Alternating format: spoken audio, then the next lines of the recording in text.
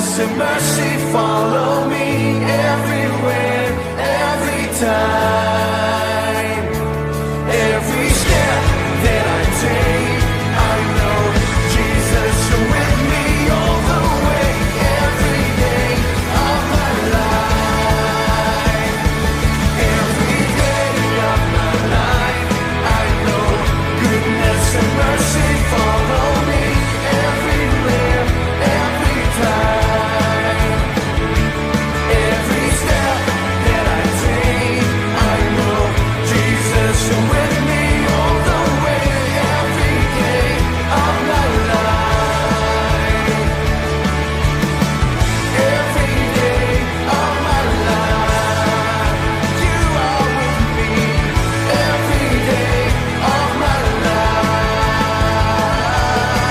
Yeah, praise Him.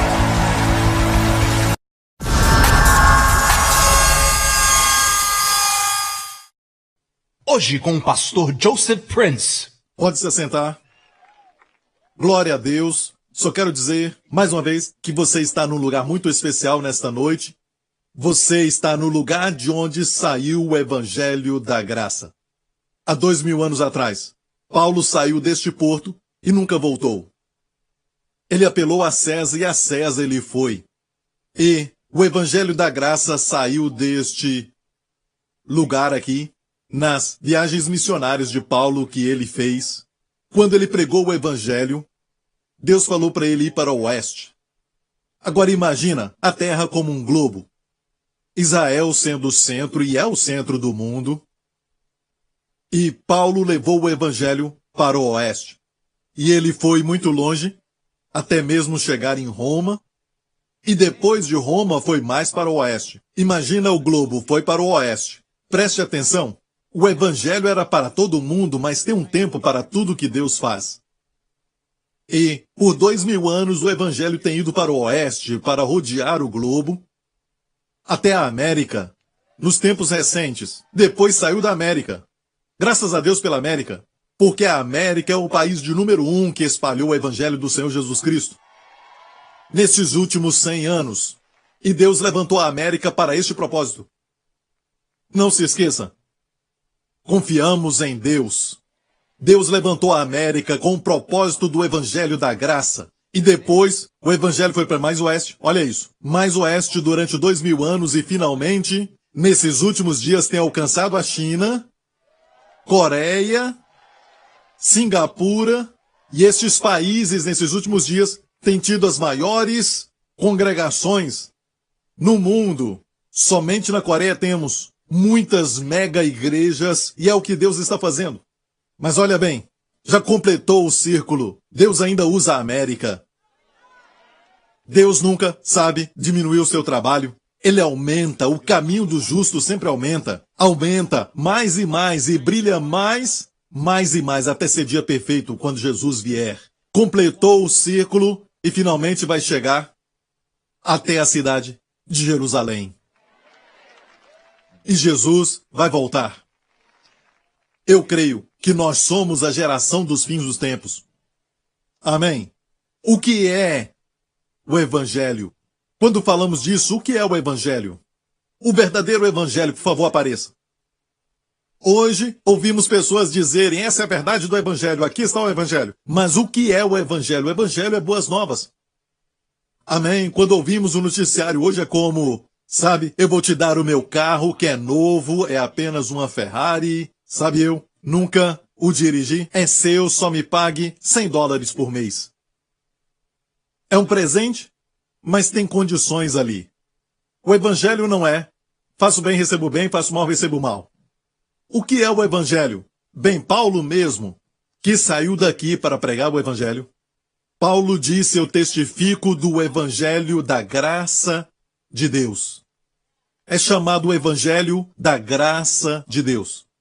E olha só, se você está com frio, chegue perto do seu irmão, somos um só corpo. Se aproxime do seu irmão, diga oi para quem está perto de você e chega bem perto dela, ok? A única forma que Paulo descreve o Evangelho no Novo Testamento e chama o Evangelho da graça e o Evangelho da paz. Hoje temos todos os tipos de evangelho por aí, E o diabo misturou o papel do evangelho que nós... Prepare Gálatas 1 para eles e pensamos que o evangelho da graça é outro evangelho. Se olhar as escrituras em Gálatas capítulo 1, Paulo diz, maravilho-me. Fiquei muito surpreso. Para quem é do Texas. Fiquei boquiaberto, gente. Que tão depressa passasseis daquele que vos chamou a graça de Cristo para outro evangelho. Então a graça de Cristo era o evangelho que Paulo pregava. Paulo dizia, olha gente, eu estou maravilhado de que vocês passaram da graça de Cristo para outro evangelho. O que é esse outro evangelho? Aquilo que não é da graça de Cristo. Mas hoje em dia inverteram tudo. Se você prega a graça de Cristo, parece que alguns que estão dizendo, este é outro evangelho. Mas estamos descobrindo de novo o evangelho que Paulo pregava. Posso ouvir um amém? Porque a lei foi dada por Moisés, mas a graça e a verdade vieram por Jesus Cristo. Sob a lei, quando Deus deu a lei no Monte Sinai, foi o primeiro Pentecoste de Israel. Quando Deus deu a lei no Monte Sinai, 3.000 pessoas morreram ao pé da montanha. Agora, quando Deus deu o quê? O Espírito e não a lei, no dia de Pentecostes, no Novo Testamento, 3.000 pessoas foram salvas. Isso mostra que a lei mata, mas o Espírito vivifica. A Bíblia diz que o pecado, que no grego é um pronome, Romanos 6,14, o pecado não terá domínio, controle, poder sobre você, pois não estás debaixo da lei, mas debaixo da graça. Mas hoje falamos que, se não estivermos sob a lei, estaremos então sem lei. Se você prega a graça, você está dando a licença para as pessoas pecarem, mas número 1, as pessoas estão pecando sem licença. Já percebeu isso? Na verdade, quando você prega a lei, você fortalece a carne, a lei não foi dada. Escute, eu sou pela lei, pela razão por qual Deus deu a lei. E Deus não deu a lei para justificar o homem. Deus deu a lei para revelar o pecado do homem. E olha bem, a Bíblia diz que pela lei veio o conhecimento do pecado e não a justiça. A lei é como um espelho, quando você olha para o espelho, reflete de forma precisa. Se você vê feio, eu e o Joe nunca. Se você vê algo feio, não culpe o espelho. O espelho é preciso. É verdade, a lei é santa. Justa, é verdade, mas não te faz santo. Não te torna justo. E nunca vai te tornar santo. Mas olha, parece que o diabo conseguiu enganar a igreja e fazê-la pensar que se você ouvir sobre a graça, isso é perigoso. Quando falamos da lei, ninguém fica desconfiado. O diabo colocou cercas em volta da graça e precisamos descobrir de novo o evangelho que Paulo pregava. O evangelho que saiu deste porto 2000 anos atrás. Amém? Paulo disse, olha, eu estou surpreso, gente. Deixaram o evangelho da graça para outro evangelho. E Paulo pronuncia uma dupla maldição sobre qualquer um que mistura a lei e a graça no livro de Gálatas. E eu decidi há muito tempo atrás que eu não vou entrar nessa maldição. Se alguém pregar uma mistura, como alguns faziam na Galácia, e Paulo pronunciou a dupla maldição e disse, ainda que um anjo do céu. Ele não falou um anjo do inferno. Um anjo do céu. Mas ainda que nós mesmos, ou um anjo do céu, vos anuncie outro evangelho além do que já vos tenho anunciado, seja anátema ou uma maldição. E ainda repetiu. Quando eu vi isso, decidi há tempo atrás, não importa o que as pessoas dizem, eu vou pregar o evangelho da graça e serei duplamente abençoado. E eu acho que isso está acontecendo. Prefiro ter a dupla bênção do que a aprovação das pessoas do mundo inteiro. Amém. A lei diz, tira as sandálias dos pés, porque o lugar em que pisas é terra santa. Sob a graça, Deus diz, coloca sandálias no meu filho, porque ele retornou. Ele tem o direito de ficar na minha presença. Algo mudou. Amém. A lei é faça, faça, faça. A graça diz foi feito. Foi feito, foi feito. A sua resposta é descansar. Quanto mais descansar, mais Deus trabalha. Deus disse a mim há tempos atrás, filho, quando você descansa, eu trabalho. Mas quando você trabalha, eu descanso. Por isso o sacerdote no Antigo Testamento tinha que se vestir com linho, até mesmo seu turbante. Tudo feito de linho. Eles não podiam vestir com nada que os fizesse suar. Olhe para alguém e diga, não suarás. Isso fala de esforço próprio. Deus não quer esforço próprio, suor humano. No ministério. Posso ouvir um amém? Como o Matt falou agora mesmo, não lutamos pela vitória, lutamos do lugar de vitória.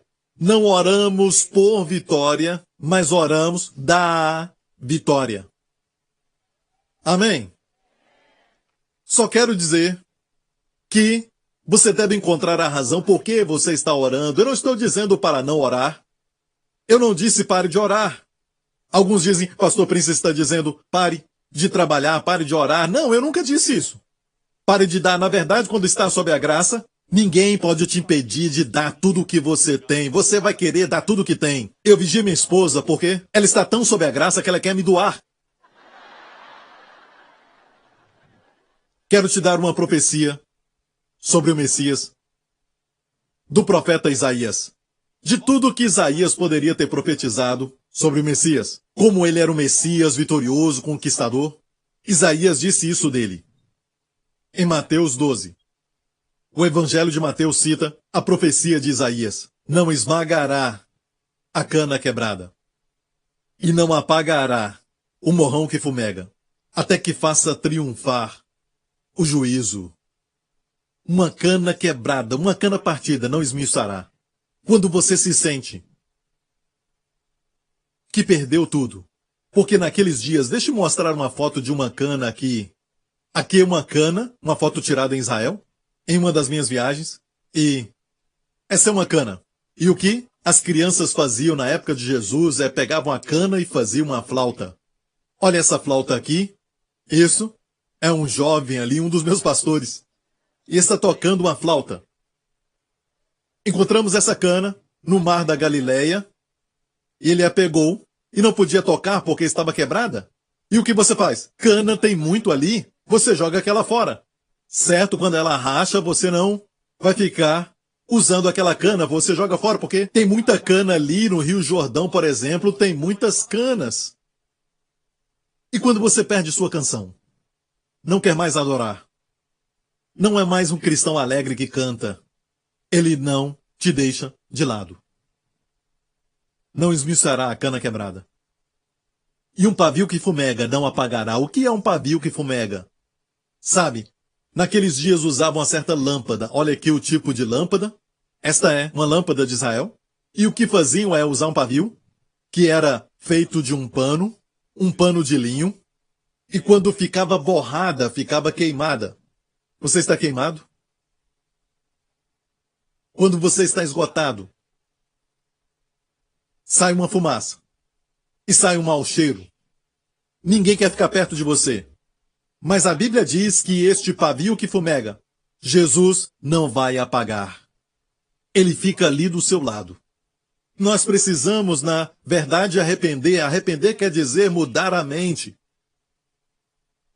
Pensamos que, sim, sem fé, na verdade, é impossível agradar a Deus. Mas Deus não te rejeita quando você está fraco na fé. Nesta época, quando você está para baixo, está às vezes ansioso e deprimido e sabe que não deveria estar assim, sabe de algo? Deus não te deixa de lado. A cana quebrada não esmiuçará e não apagará o pavio que fumega. Quando você está frustrado, está decepcionado, o que Deus faz? Bem, quando Elias estava no auge da sua fé, ele clamou e fogo desceu no desafio dos profetas de Baal. Lembra-se disso? E Deus o enviou até um riacho. Vocês já devem ter ido nesse riacho, que fica perto do Mar Morto. Certo, aquele riacho não é muito longe. E naquele riacho, os corvos o alimentaram. Nos dias da sua fé, corvos o alimentavam. Mas chegou um momento que ele ficou desanimado porque uma mulher o ameaçou. A mulher disse, eu vou te matar, e ela era Jezabel. Amém? Ele correu. Correu, o homem que fez fogo cair do céu, ele correu de uma mulher, ele correu de uma mulher. O que é isso? Amém? E ele se assentou debaixo de um zimbro e pediu, Deus, me deixa morrer, eu quero morrer. Que bom que Deus não responde todas as nossas orações.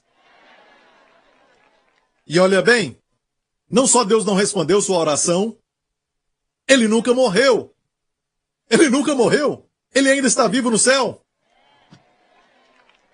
Sabia que ele foi arrebatado ao céu e hoje ele está vivo no céu? Eu creio que ele vai voltar com Moisés, como as duas testemunhas.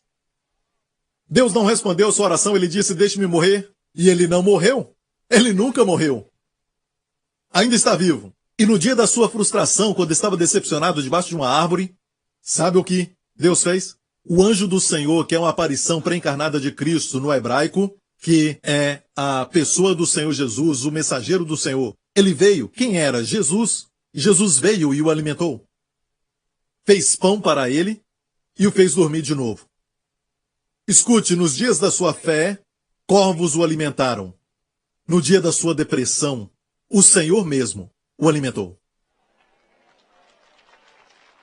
Deus não te coloca de lado só porque você errou. Deus não faz isso com você. Sabe que ontem eu estava lendo a história de Emaús, os dois discípulos que deixaram Jerusalém depois de Cristo morrer.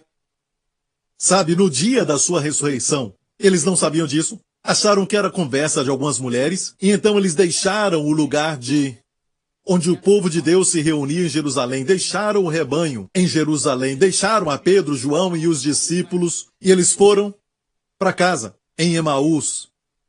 Agora, é um símbolo de cristãos ou santos que estão decepcionados, desiludidos e desviados. Deixaram o lugar da comunhão. Deixaram a igreja. Decepcionados. E falavam durante o caminho. A minha Bíblia diz, Jesus, ele mesmo, se aproximou. Quando falavam entre si, Cleopas e talvez sua esposa. Amém? Por que você não acha que era uma mulher?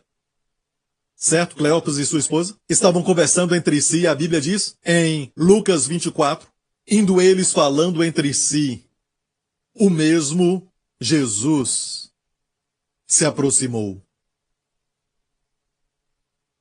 Quando deixaram o lugar da comunhão, deixaram a igreja de então, Jesus mesmo se aproximou.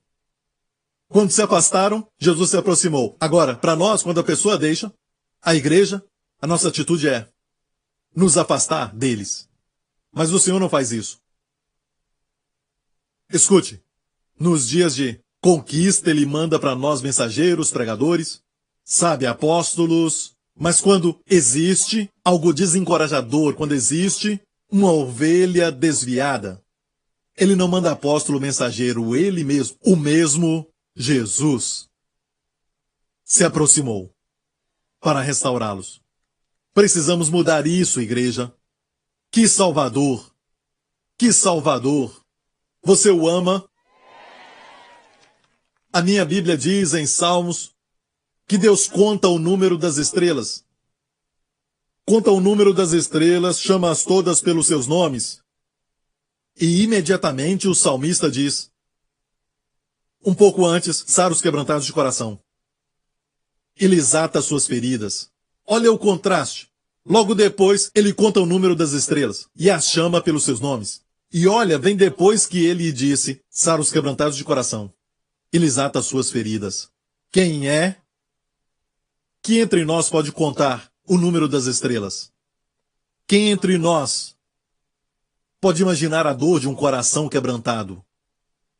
O mesmo Deus que pode contar o número das estrelas e as chamas pelos nomes é o Deus que sara o coração quebrantado na terra.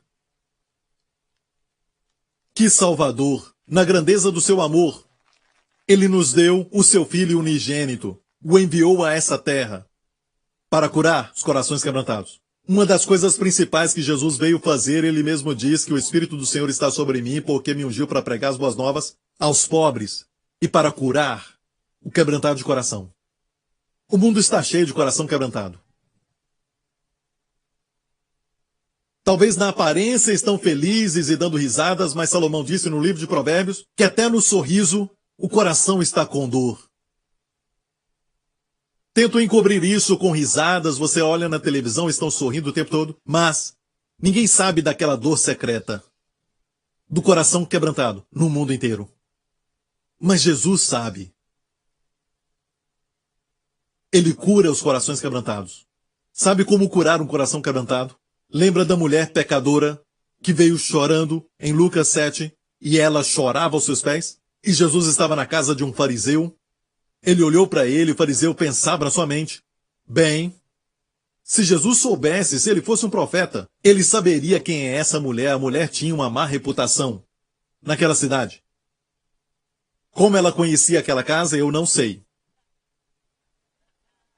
Ela já conhecia o endereço antes disso. Deixa para lá. Ficou sabendo que Jesus estava ali, na casa daquele fariseu, e ela foi lá. E a Bíblia diz que ela chorou sobre os seus pés.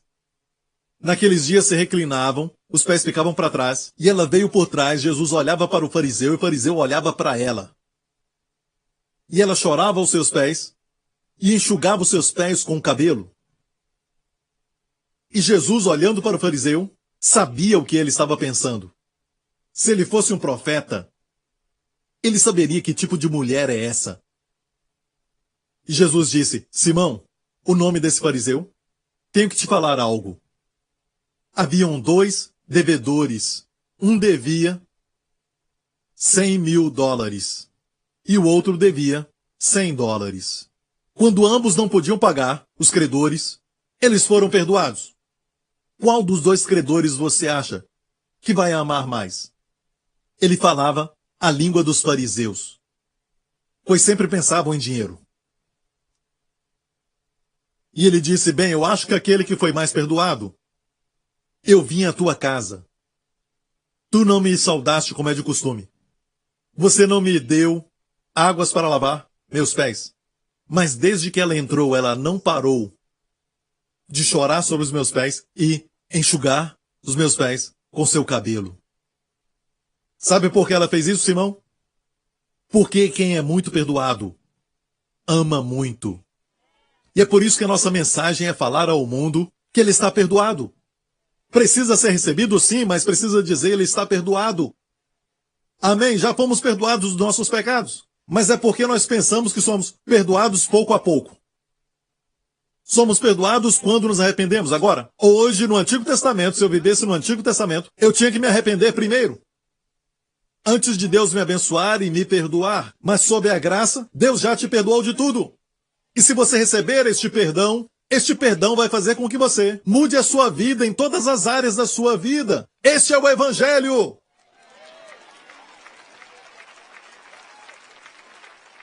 Por que temos medo de dizer para as pessoas que os seus pecados foram perdoados passado, presente e futuro? Eles já foram. Porque pensamos que se pregarmos essa mensagem de que os seus pecados já foram perdoados, e olha bem, esse pensamento ruim que teve sobre mim já está perdoado. Esse pensamento ruim que teve agora sobre o Matt já foi perdoado. Que alívio quando você vive essa vida. Não mais introspectivo, ocupado consigo mesmo, mas ocupado com Cristo. Que vida! Você vai falhar em palavras e ações, não estou profetizando, mas alguns não gostam de ouvir isso. Mas escute, ninguém fica sem pecar. Você é justo aos olhos de Deus, mas você não é justo aos seus olhos, isso é um dom. Deus te vê justo, mas você sabe que você ainda vai errar. Você precisa saber que já está perdoado. Quando o pensamento ruim vier, diga obrigado, Deus. Fui perdoado. Quando adorar e um pensamento ruim vier, não precisa baixar suas mãos, se assentar e começar a confessar.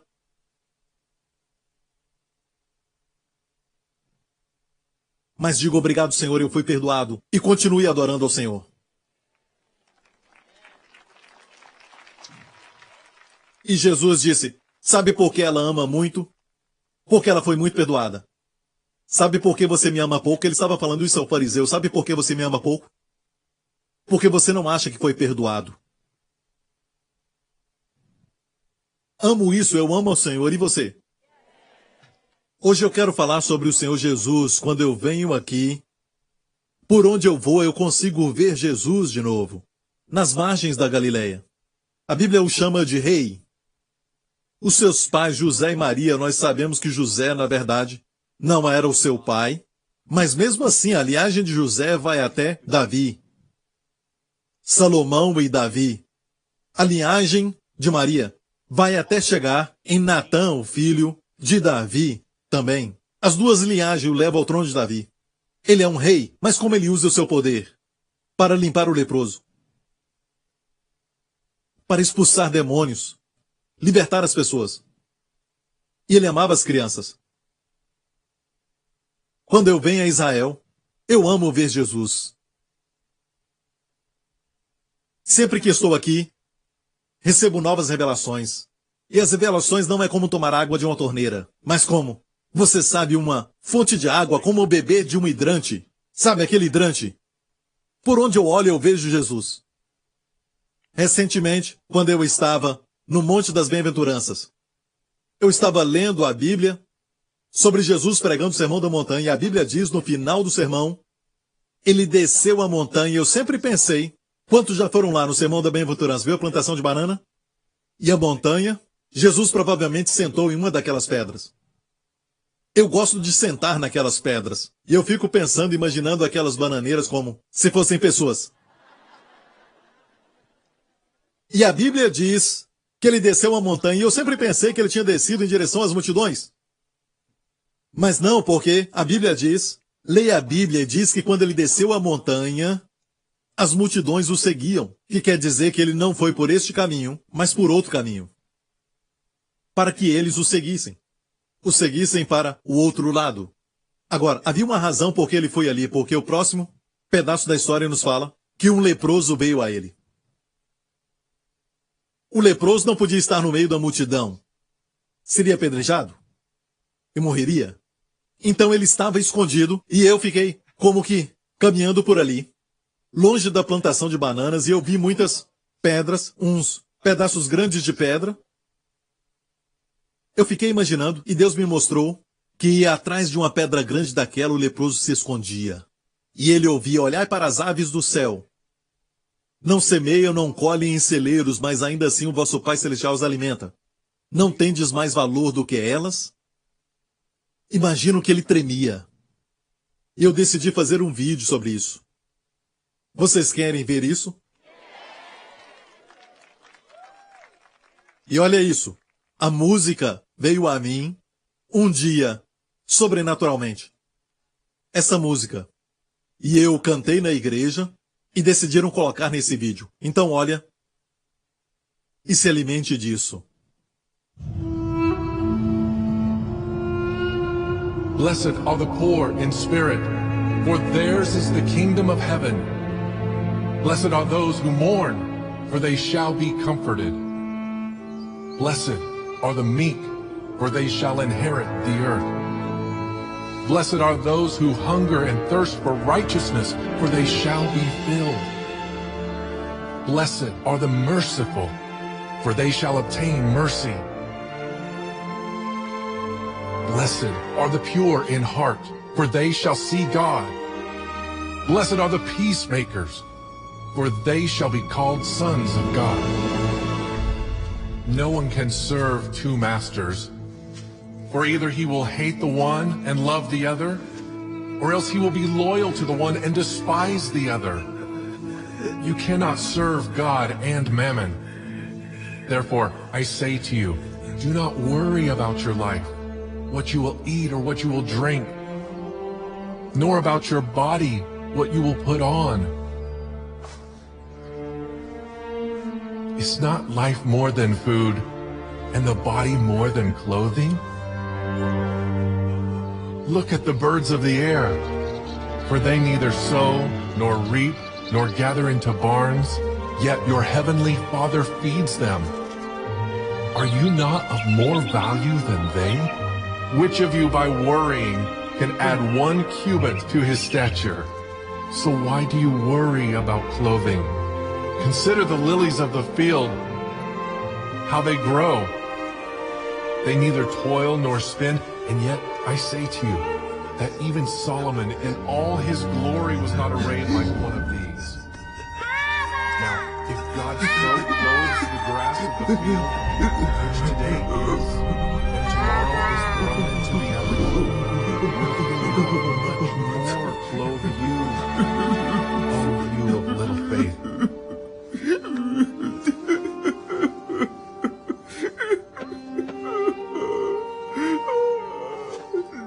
And the rain descended, the floods came, and the winds blew and beat on that house, and it did not fall, for it was founded on the rock.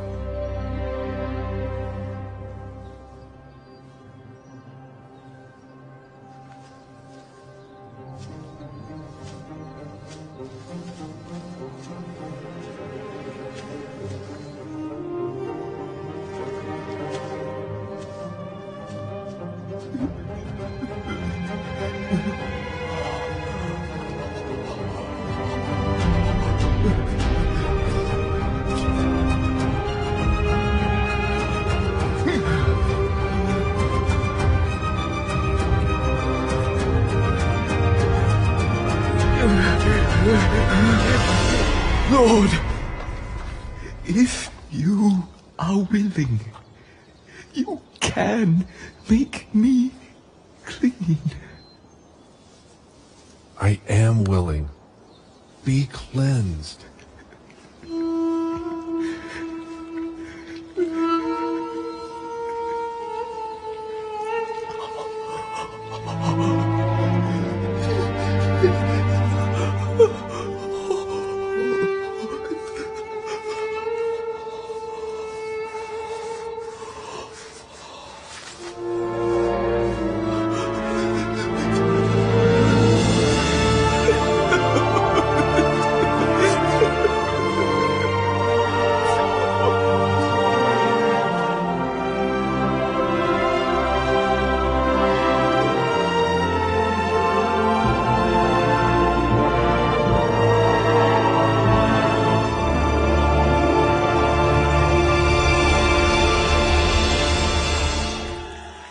Esse é o nosso Jesus, Salvador.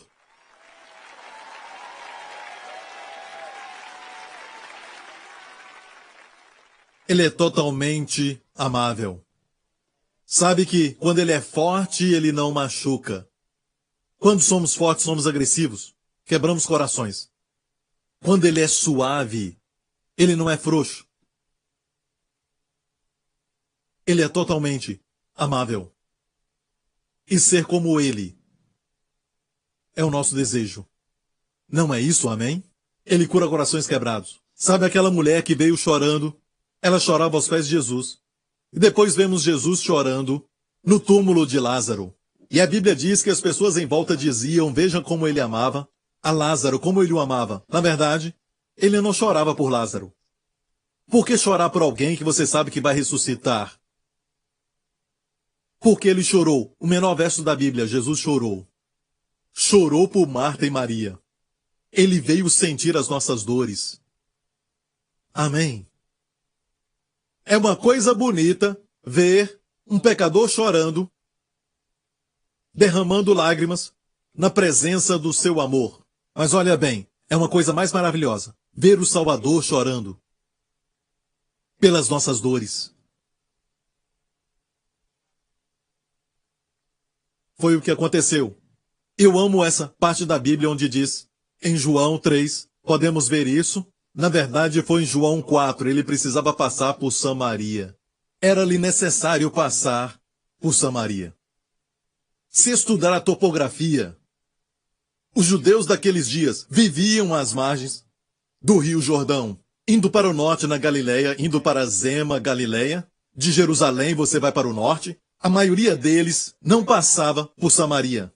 E você sabe que os judeus não conversavam naqueles dias com os samaritanos. Mas a Bíblia diz que era necessário que Jesus passasse por Samaria. Foi uma necessidade geográfica? Era o melhor caminho? Não, mas uma necessidade da graça. Uma pecadora esperava por ele. Ele precisava passar por Samaria por causa daquela mulher. Isso está em João capítulo 4. Olha bem este texto. A Bíblia diz: foi, pois, a uma cidade de Samaria chamada Sicar, junto da herdade que Jacó tinha dado a seu filho José. É a única vez que José do Antigo Testamento aparece no Novo Testamento. E Jacó deu essa parte da terra para José. E por que isso é importante? Porque é uma profecia no livro de Gênesis, quando Jacó abençoou os seus filhos. E essa foi a profecia que José seria uma árvore frutífera, uma vinha frutífera. E os seus ramos iriam se estender até os gentios. E ele, escute, estaria na fonte. Essa é a profecia. Uma vinha frutífera perto da fonte. Era uma profecia sobre o Filho de Deus, que viria como nosso José Celestial e se assentaria ali, e a sua graça e amor estenderia a todos, os gentios. E ali ele estava assentado. E olha isso, João 4 vem depois de João 3. Eu falo isso por causa do Matt.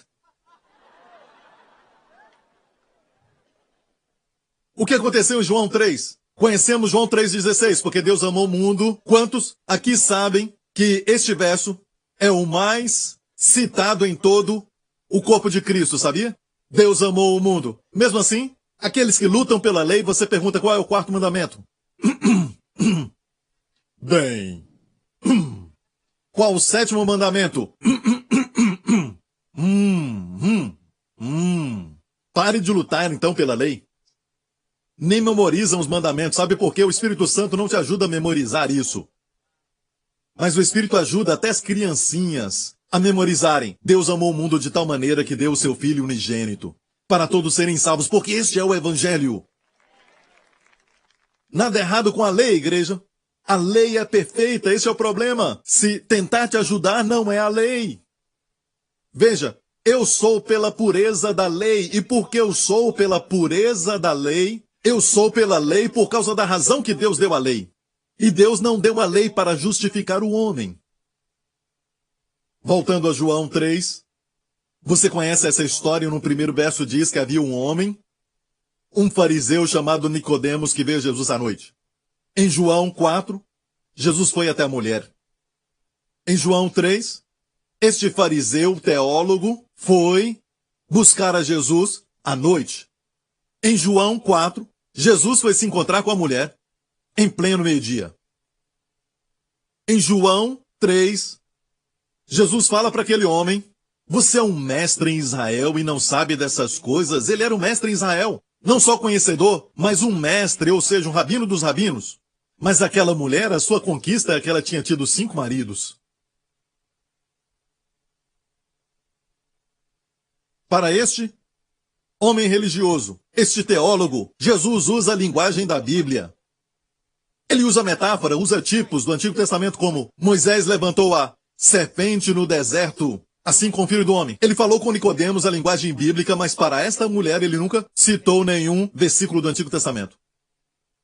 Usou ilustrações naturais. Falou da água que ela tinha ido buscar. Se você soubesse quem é que está agora falando com você, você o pediria e ele te daria água viva. Por falar nisso, um tempo atrás, recentemente, em uma das minhas viagens, eu fui a Samaria. Sabia que os samaritanos estão lá? Em número pequeno agora, mas eles têm até um sumo sacerdote. Eu conheci o irmão do sumo sacerdote. Ele me levou com os meus pastores ao seu escritório, um lugar especial. E ele tem essa lista de todo o sumo sacerdote. Até chegar a época do Senhor Jesus. Até antes de Jesus, no Antigo Testamento, ele tinha essa grande lista. E então eu perguntei: você pode me dizer quem era sumo sacerdote quando Jesus esteve aqui? Ah, ele disse: vou checar. E ele olhou. Ah, sim. Foi o sumo sacerdote 49. Jesus é de número 50. Número do jubileu. Não somente isso, eu perguntei qual era o nome do sumo sacerdote. Ele disse que o seu nome era Jonathan, que é Jonatas. Nome bonito, esse nome quer dizer presente de Deus. E Jesus disse à mulher: cujo sumo sacerdote na época era Jonatas, que quer dizer o dom de Deus. Jesus olhou e disse, se soubesse na verdade quem é o sumo sacerdote, se você conhecesse o dom de Deus, se você conhecesse o Jonathan, você o pediria e ele te daria água viva.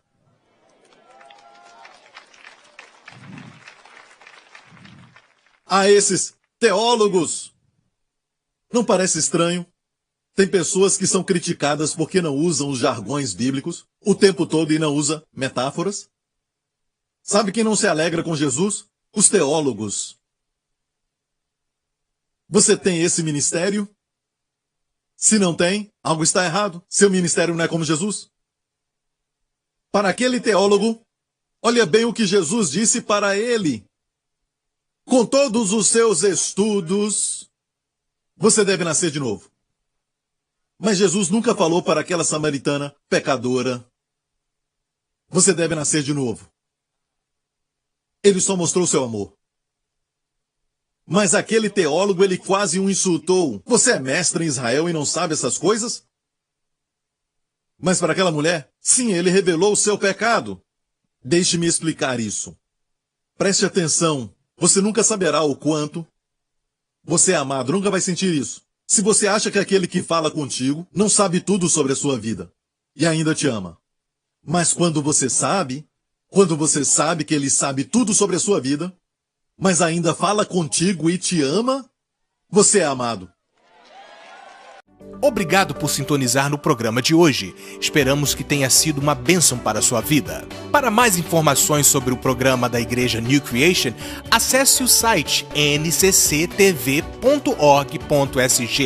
Lá você poderá se inscrever para receber um devocional diário do pastor Joseph Prince. Seja incentivado e fortalecido todos os dias e saiba o quanto Deus lhe ama através desses devocionais. Acreditamos que seu dízimo pertence à igreja que você frequenta e oramos para que você seja grandemente abençoado, altamente favorecido e profundamente amado.